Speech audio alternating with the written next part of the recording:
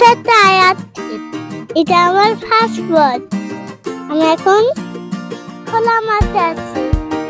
এই যে আমি এখন মাঠে, বিশাল বড় মাঠ। এই দেখো মাঠ, দেখো।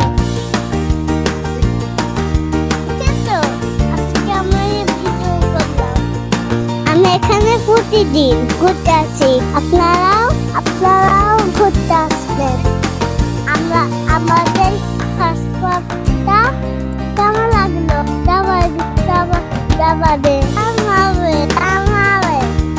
আমি ব্লগ করছি। এতদিন বাবা আমার ব্লগ করতো, আমি এখন নিজেই করছি। আশা করি ছোট আয়াতের অনেক ভালো লাগবে তোমাদের।